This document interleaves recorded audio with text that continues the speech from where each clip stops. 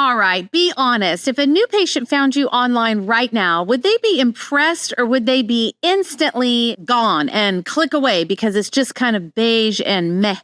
Your online presence could actually be working against you, but today I'm going to show you how to clean it up. We're going to make sure that your website and your social media are actually doing the job that they're supposed to do, which is bringing in the right people and letting them stay, pay, and you get to do the magic that you were designed to do with them. All right, let's dive in.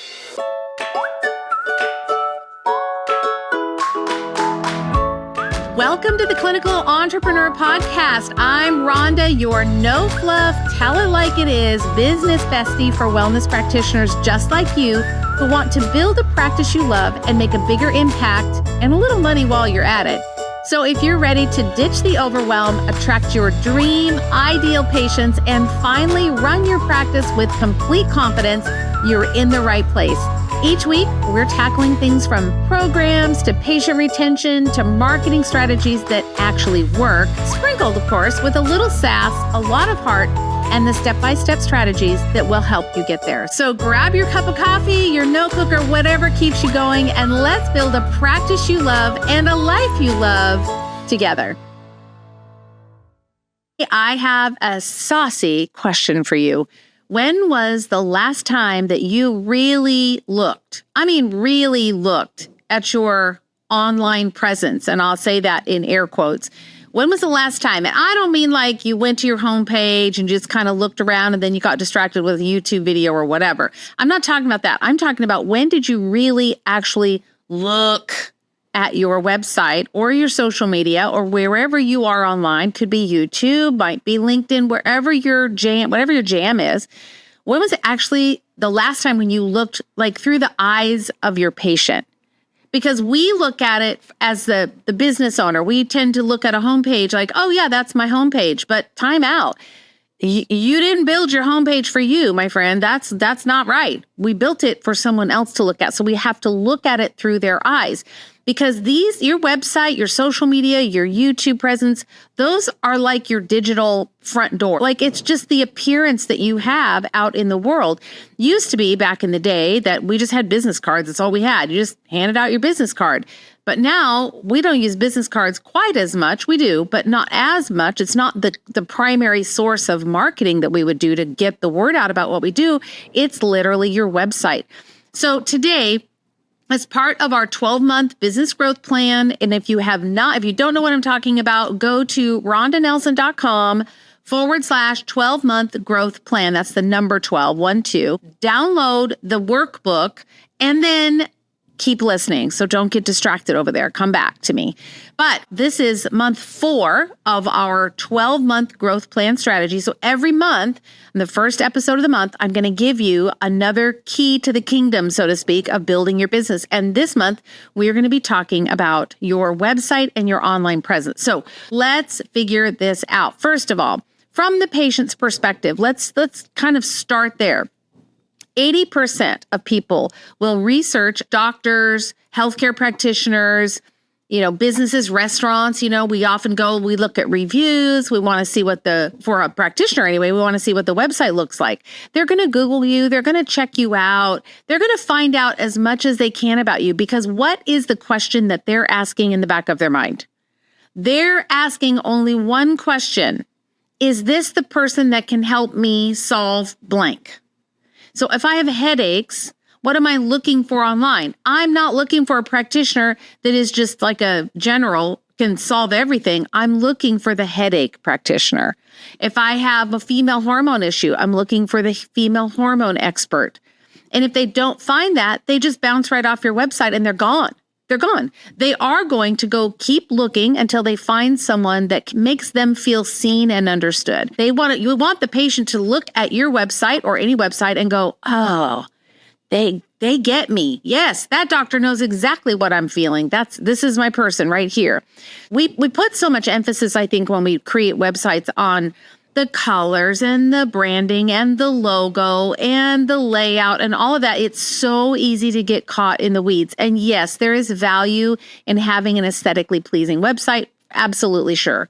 But the patient will be caught off guard, I guess, if your website looks old and outdated. But they're not looking at the structure of the website. Remember, what is their primary question? What they want to know is, can you help me with X condition? That's all they want to know.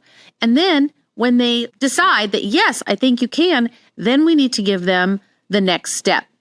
People don't know what to do. They don't know what to do next, especially people who are ill. You know, they're like floundering. They're out Googling all the things, trying to figure it out themselves. They're being the Dr. Google graduate.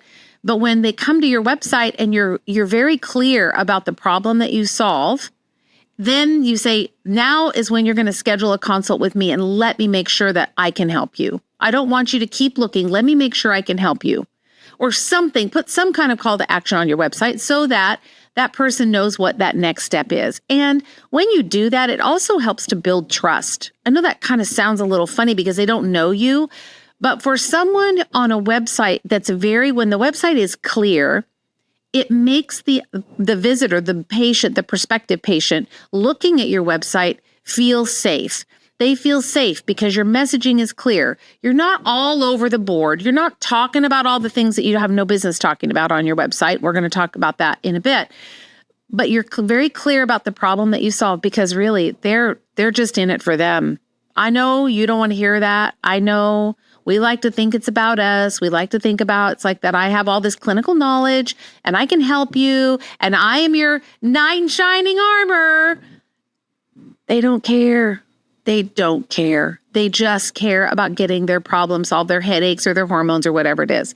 So let's look at the 3 areas on your website where you might want to take a look and let's see if we can get these fixed up. The first one, of course, is the homepage.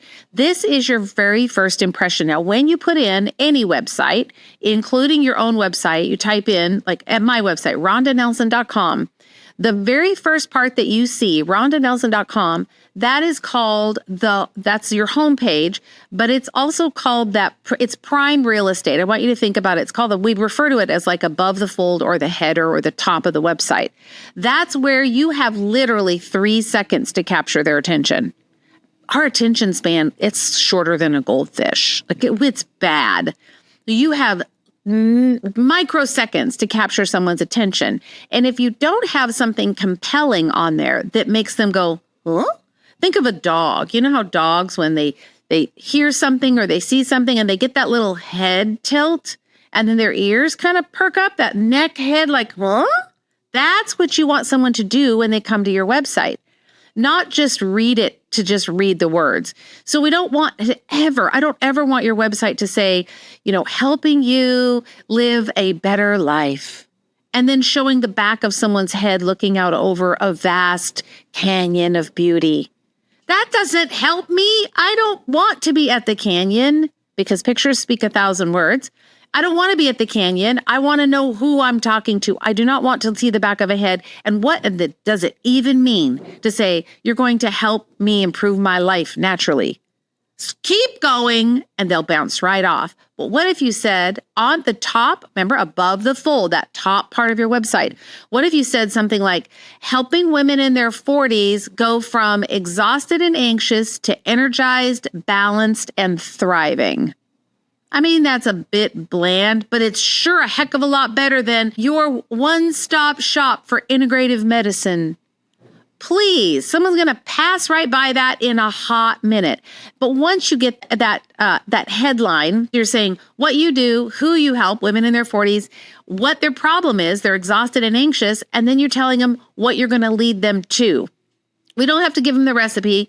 I use AK and the Webster technique and muscle test for what? Nobody cares. No one cares. If I can drill one thing home to you today, it's that they don't care. They only care about one thing. Can you solve my problem? And right there, helping women in their 40s go from exhausted and anxious to feeling energized, balanced, and thriving.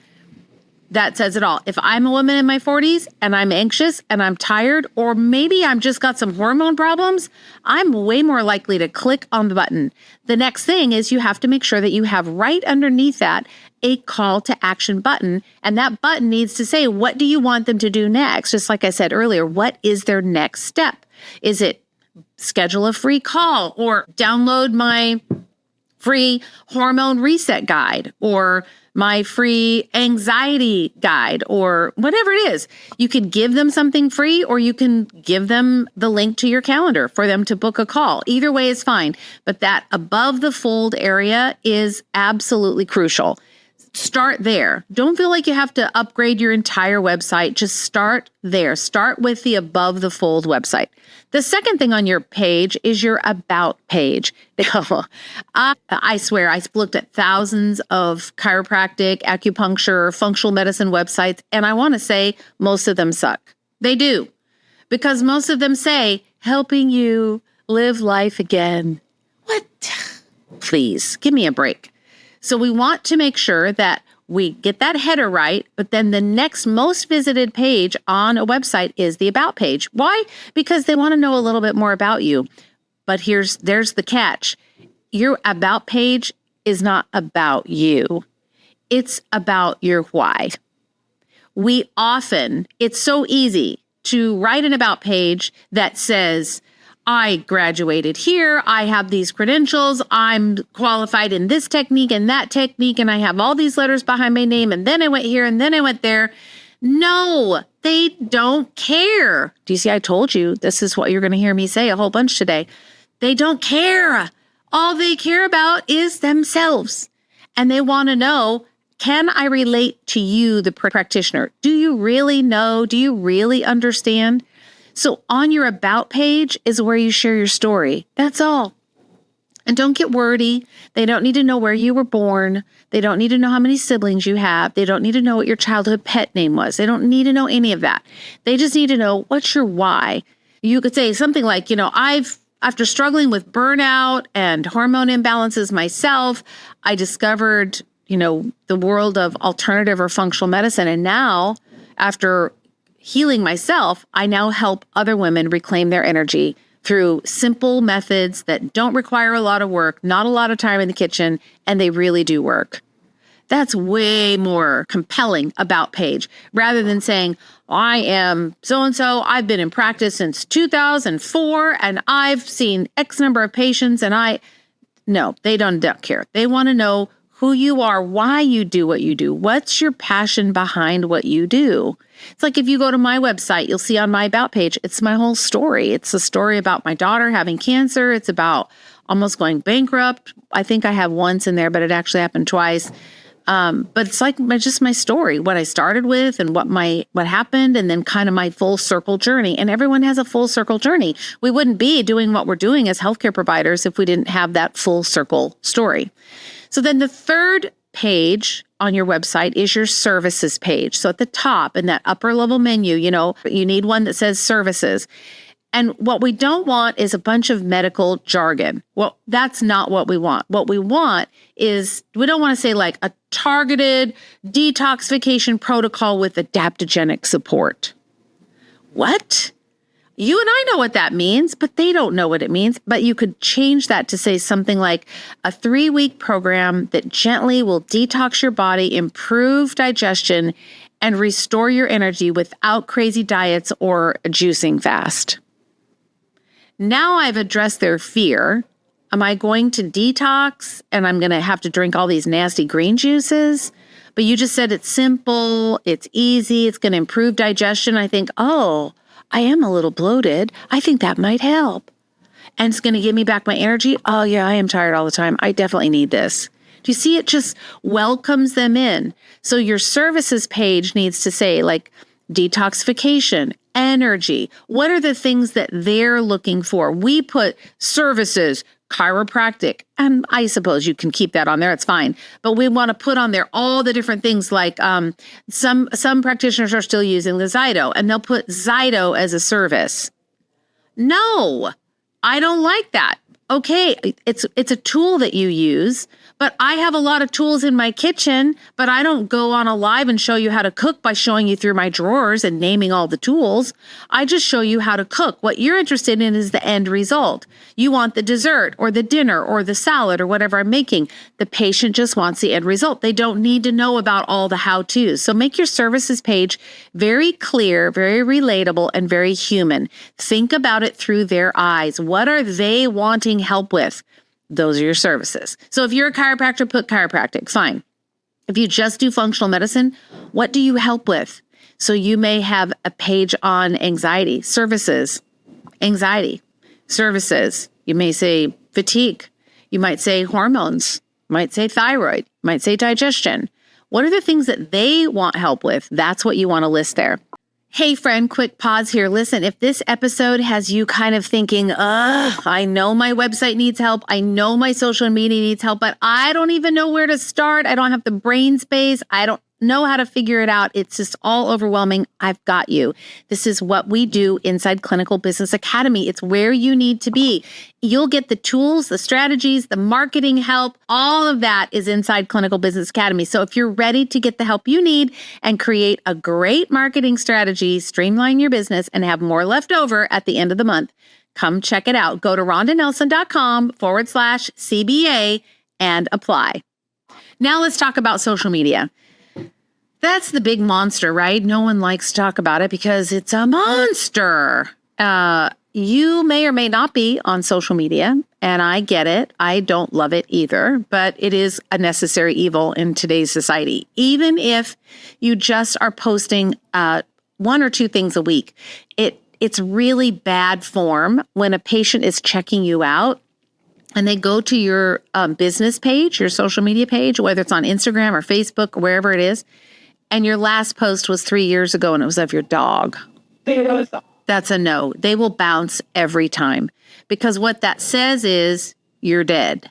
You're gone. You're not even doing the thing anymore. Like it or not, people use social media to basically see if you have a pulse. So we want to make sure that your social media is really clear. You don't have to have some big elaborate strategy. Social media is a long game. It's needed, very much needed. But it's the long game. You're not going to grow your practice and be a superstar on social media overnight. It's just the long game. All you are is hanging up your shingle on there saying, I'm here. Here's what happened today. Here's a super cool case, let's say, that I had. Or here's something that I found that was really interesting that I didn't know about X, Y, or Z. You could just do it as a video. You could write out a post. You could create a graphic in Canva.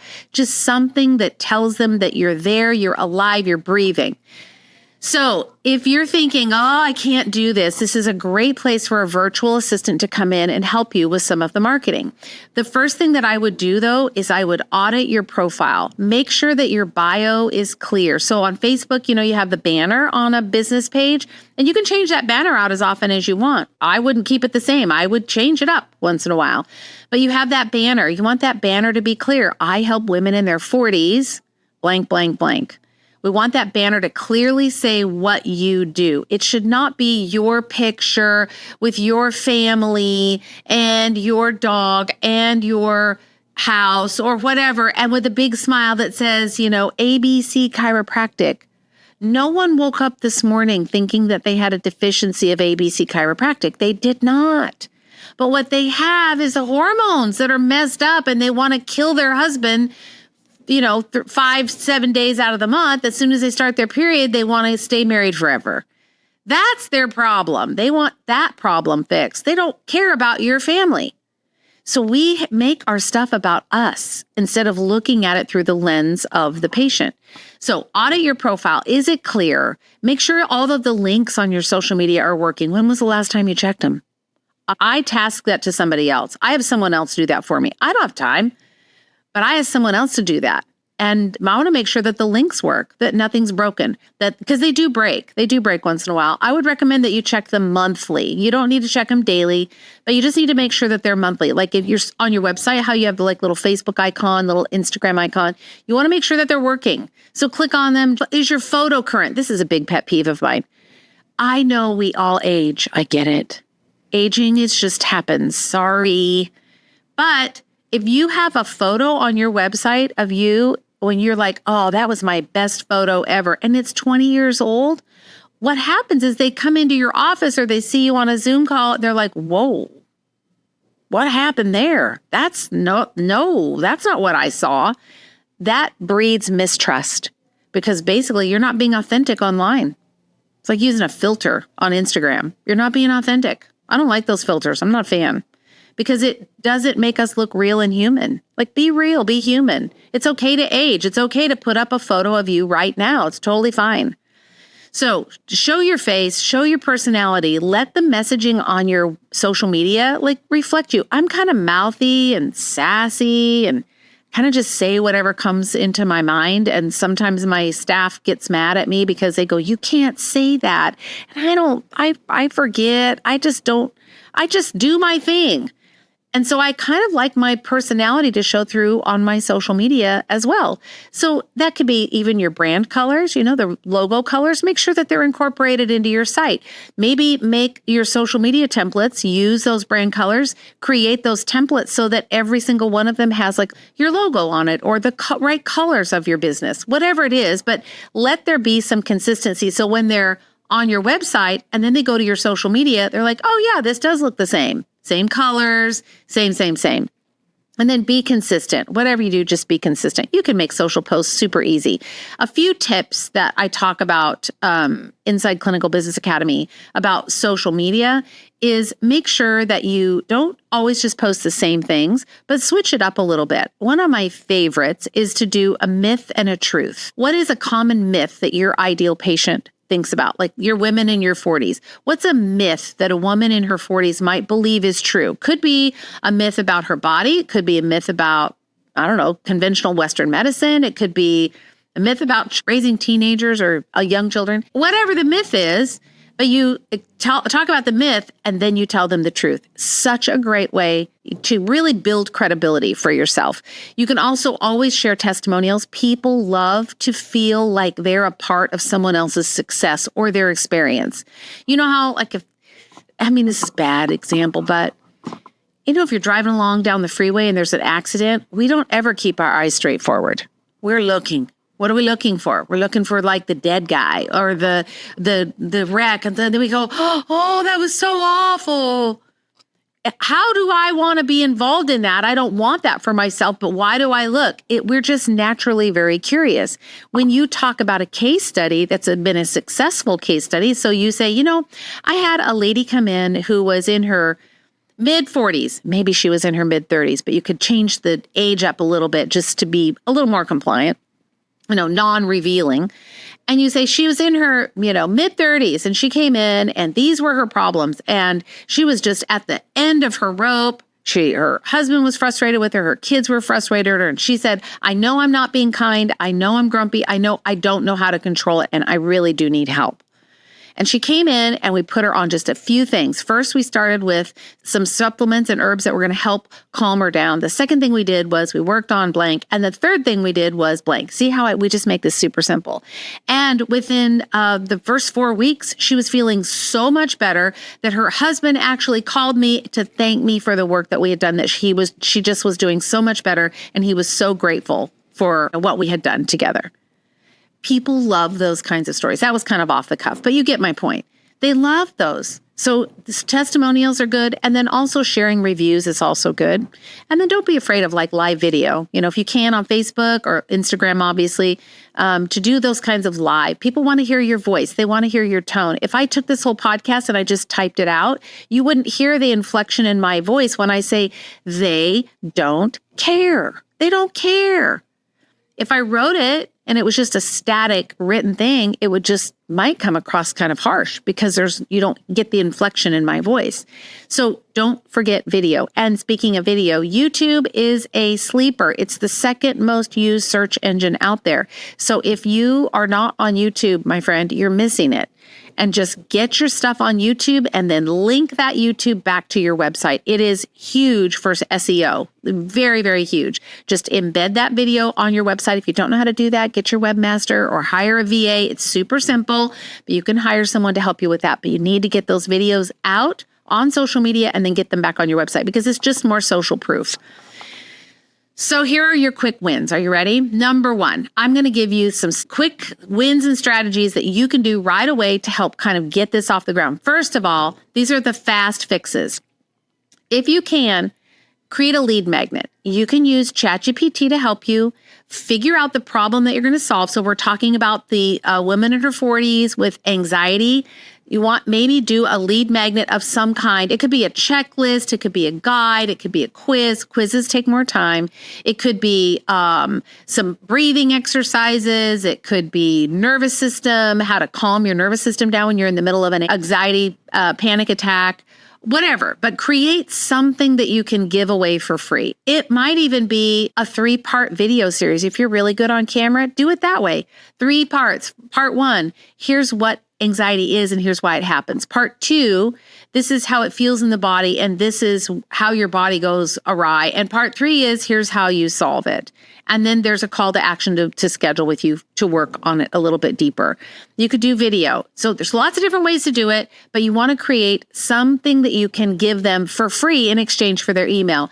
And then the second thing is update your call to action on your website homepage and on your Instagram or Facebook bio. In other words, what action do you want them to take? Do you want them to download a free resource? Do you want them to schedule a call? Do you offer a free call, like a free 15-minute call? If you do, then put that on there. But make sure that that call to action is consistent everywhere. You don't want to have a book now, download this now for right now, later maybe, but for right now, let's just get everything consistent. So those are kind of fast-ish things that you can do.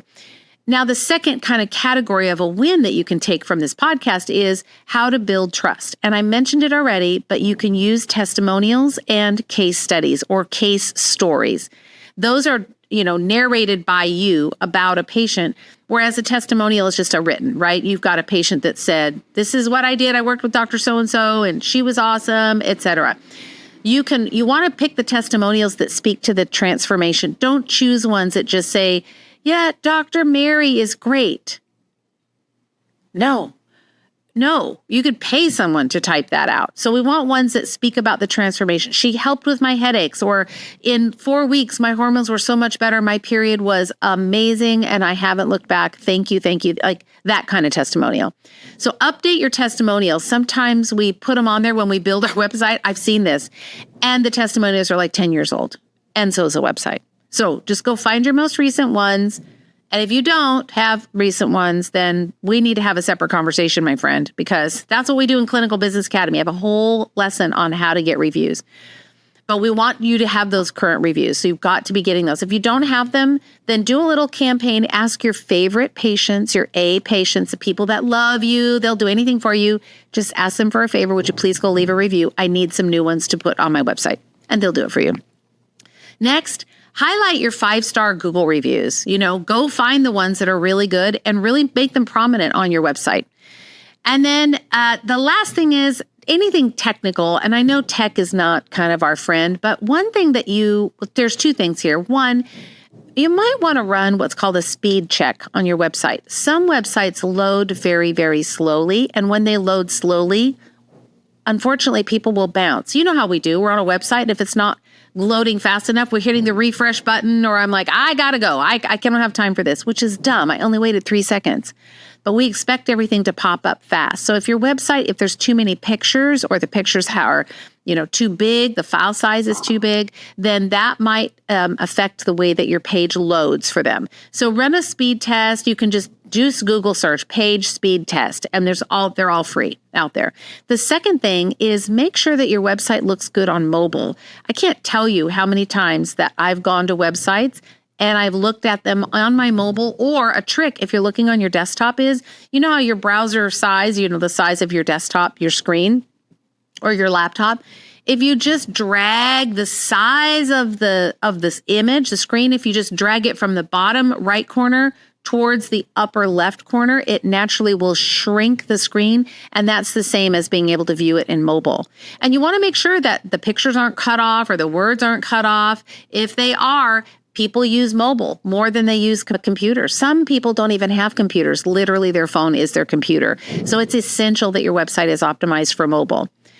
So there you go. That was kind of a lot. I would say start by just looking at your website through the patient's eyes. I think that's your biggest takeaway. And then the second biggest takeaway is to remember that they really don't care about you.